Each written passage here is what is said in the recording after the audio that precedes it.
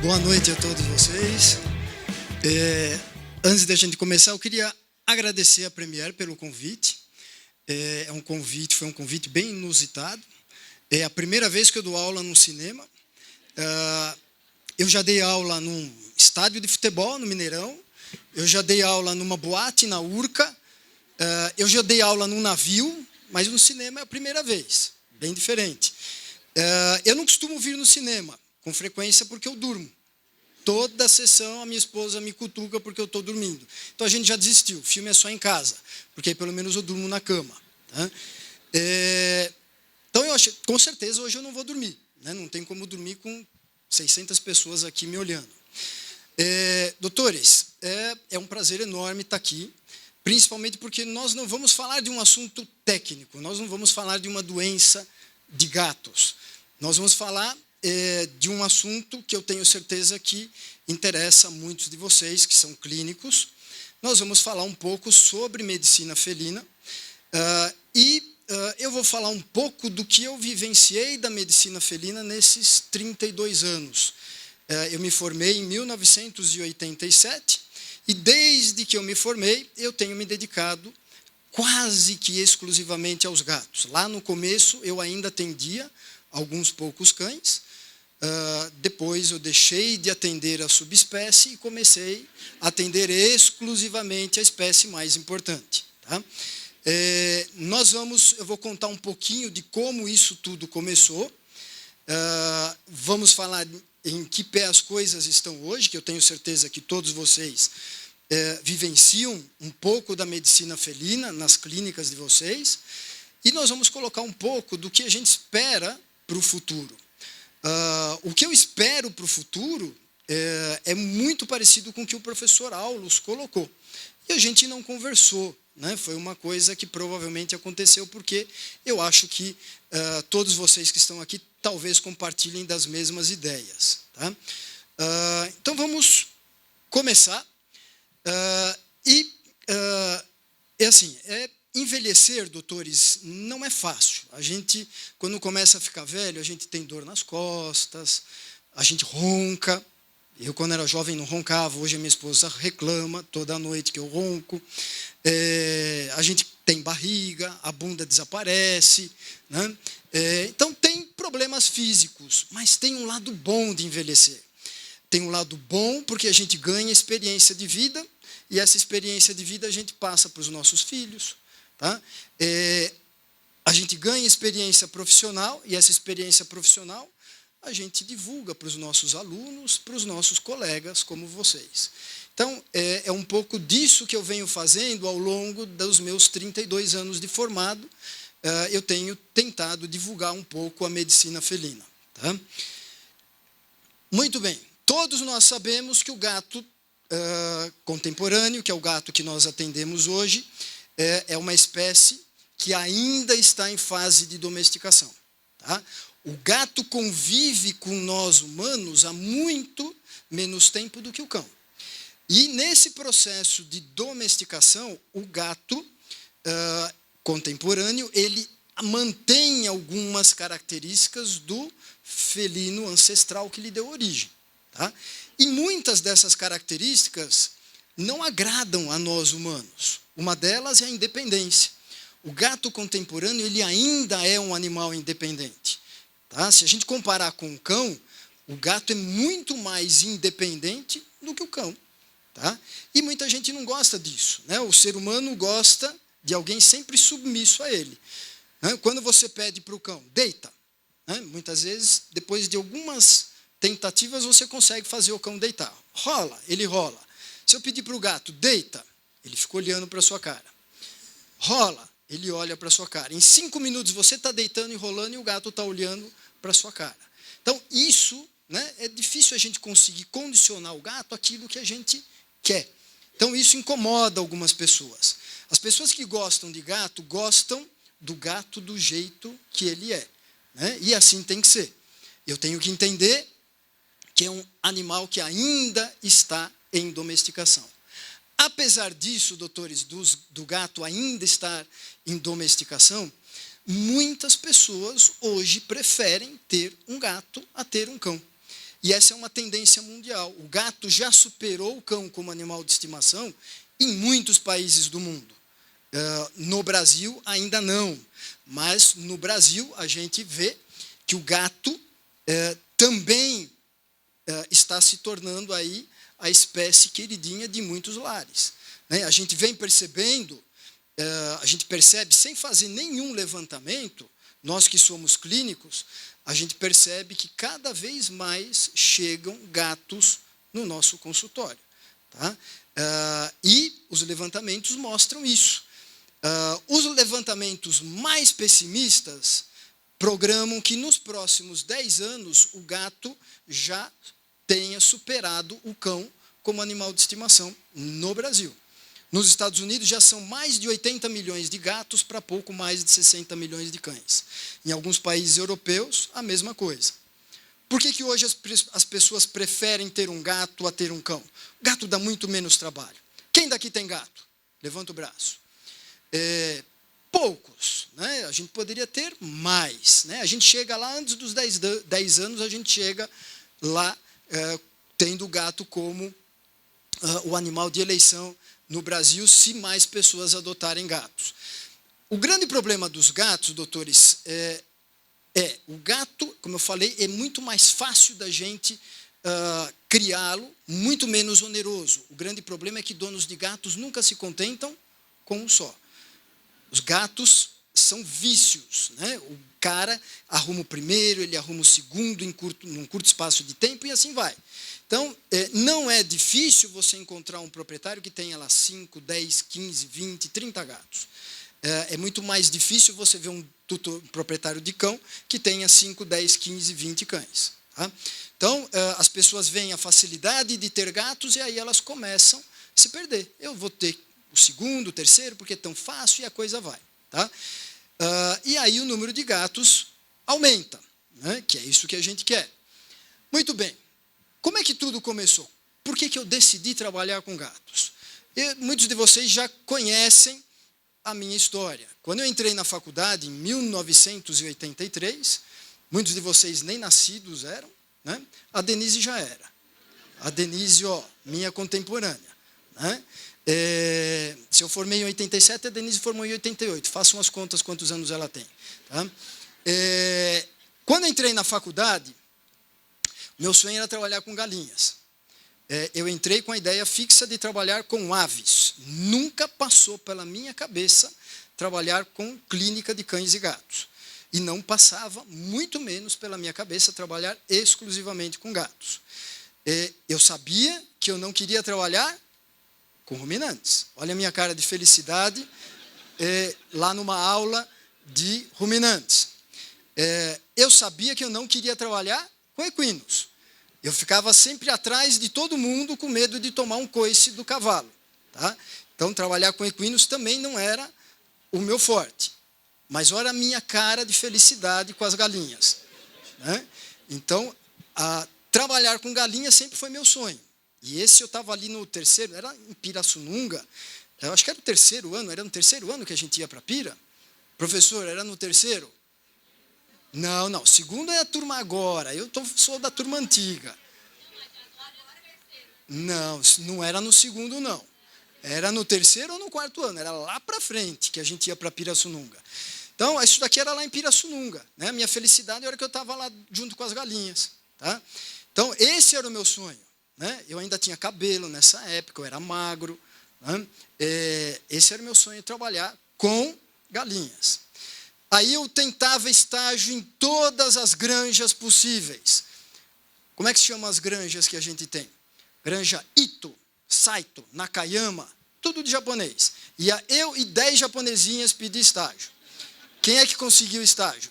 As 10 japonesinhas e eu ficava de fora. Aí um belo dia eu resolvi pedir para quem? Para a professora Mitika. Japonesa, ela deve conhecer algum dono de granja. Eu vou pedir para ela me indicar para algum dono de granja. E aí, o conselho que a professora doutora Mitika me deu. Valdo, esquece galinha. Galinha não vai dar certo. Eu também, aí ela me contou a história dela. Eu também pretendia queria trabalhar com galinhas, não consegui. E veja, eu sou descendente de oriental, não consegui. Você não vai conseguir nunca, Val. Me desestimulou, isso eu estava no 3º ano. E aí ela me deu a ideia. Veja bem, doutores, isso foi em 1985. Como eu falei, muitos de vocês nem nascidos eram. Ela me disse, gato vai ser o animal de estimação do futuro. Você não quer trabalhar com gatos? Eu falei, professora, eu não queria trabalhar com clínica. E aí eu fiquei sem graça de falar, não. Eu falei, vou pensar na sua ideia. Ela falou, vou arrumar uma bolsa para você, de iniciação científica, você começa a trabalhar com gatos. Começou a me dar um monte de ideias. Eu falei, vou pensar. Saí de lá frustrado. Né? Eu falei, como assim? De galinha para gato? Né? Que frustração. Né?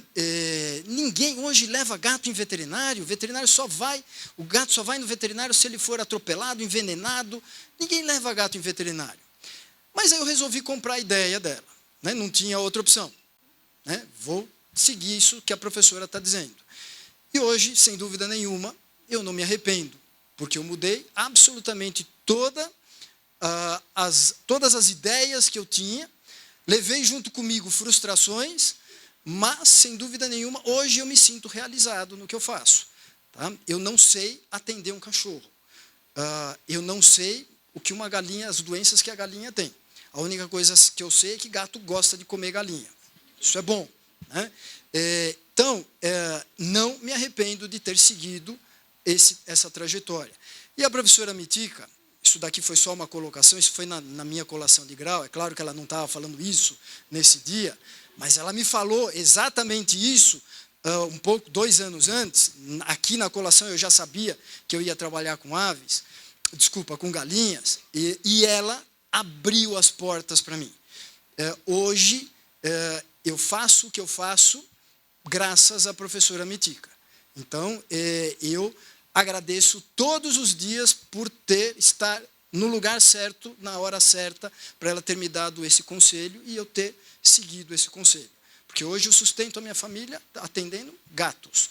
Hoje, entre as minhas 2 clínicas, a minha clínica e o hospital, a gente atende por volta de 1.000 a 1.100 gatos por mês. Tá? Então, não tenho como não estar realizado profissionalmente trabalhando com gatos. Né? Eu gosto de gatos? Gosto. Não sou gateiro.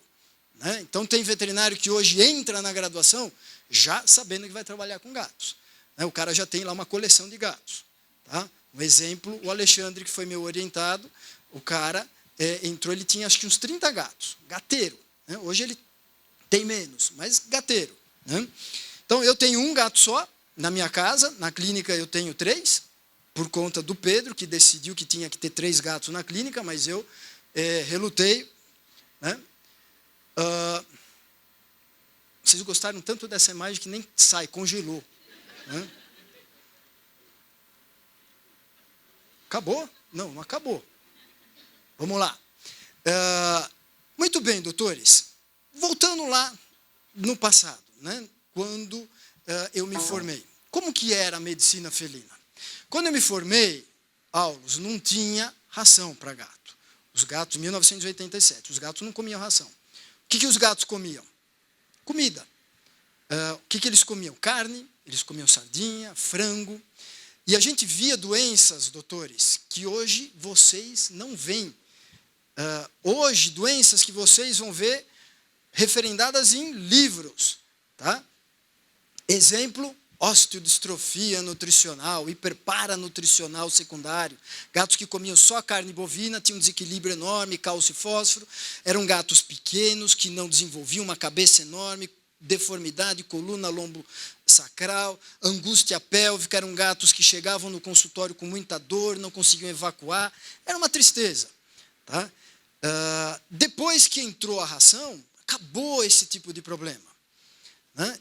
Como é que hoje as pessoas estão querendo retroceder?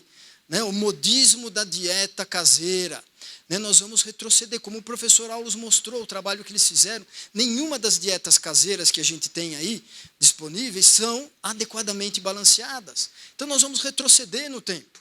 Tá? Então, é isso que eu tenho que mostrar para os proprietários que chegam no consultório. Né? Que não é a melhor opção. Ah, mas ração causa câncer, né? Ração causa isso, causa aquilo. Falei, sim, né?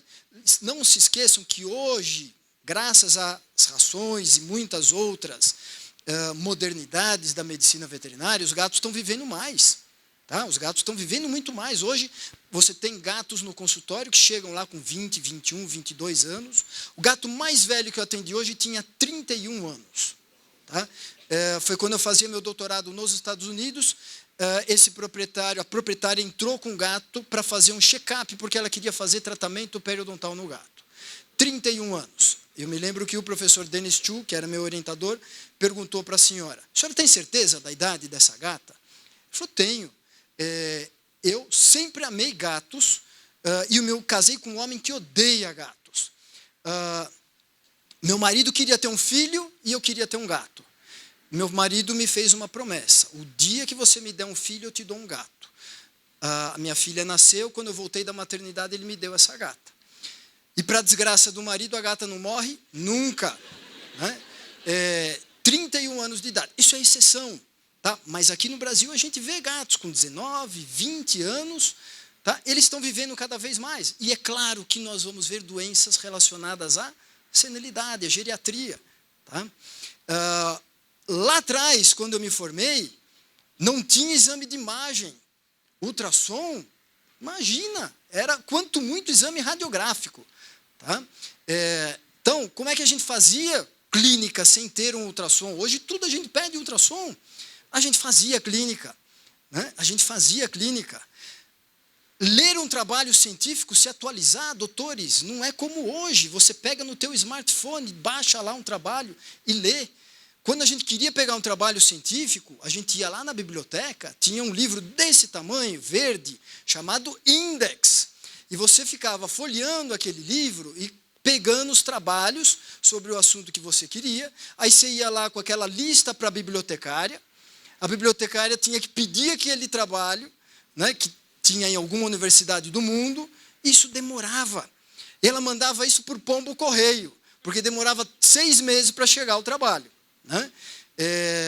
Então, hoje, a gente consegue ter acesso a esses trabalhos num estalar de dedos. Tá? Então, imagina como era se atualizar lá. Como é que a gente se atualizava? Tinha cursos, tinha a Anclivepa, uma entidade de classe que ainda existe, e ela programava cursos. A cada 6 meses tinha uma palestra.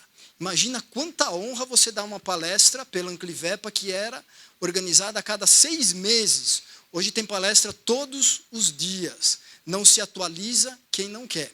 Tá?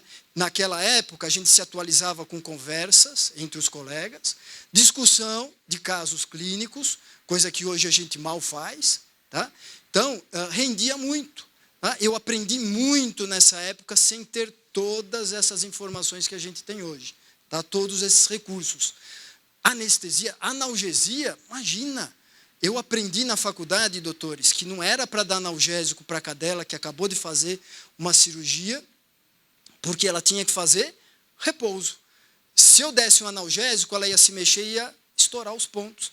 E a gente assimilava isso como plausível. Né? Comissão de bioética, imagina, você fazia trabalho, ninguém te questionava se aquilo era ético ou não. Né? Então, olha como mudou, né? Quanta coisa mudou. E eu vivi essa fase. Né? Eu vivi essa fase, né, que a gente não tinha nada, mas a gente sobreviveu e eu aprendi muita coisa. Tá? Hoje, a medicina felina evoluiu muito. Tá? Por que a medicina felina se distanciou da medicina canina? Porque todos nós percebemos que o gato é diferente, é uma espécie. Por que o cara que trabalha com ruminantes, ele se dedica só ao ruminante? Por que o cara que trabalha com equino se dedica só ao equino? O cara que trabalha com gato tem que se dedicar só aos gatos. Tá faltando, doutores, pare e pensem, está faltando o quê? Um clínico de cães. Vocês já ouviram algum congresso, Dog Congress? Não tem. Né? Não tem Dog Congress. Vocês vão num congresso só para cães? Não existe. O congresso para cães tem lá assuntos para gatos. Mas tem congresso só para gatos. No Brasil, São 4 congressos dedicados somente à medicina felina por ano.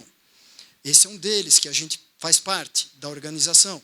Quando a gente abre as inscrições desse congresso, em 48 horas as inscrições se encerram. Tá?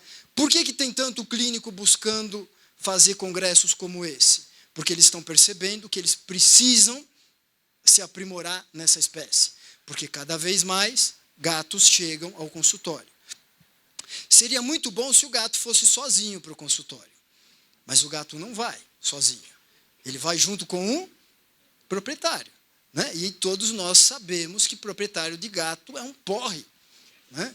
O cara é exigente, o cara vai fuçar na internet, ele vai te cobrar. Você está conversando com ele sobre a doença que o gato tem, ele não olha na sua cara, ele está no telefone. O que ele está fazendo? Falando com alguém pelo WhatsApp? Não, ele está fazendo uma pesquisa no Google para saber se aquela doença que você está dizendo tem cura, o que ele vai te perguntar. Né? A internet, doutores, trouxe um monte de vantagens para nós, mas também trouxe desvantagens. As redes sociais estão aí para te ajudar, mas elas também podem ser o seu maior inimigo.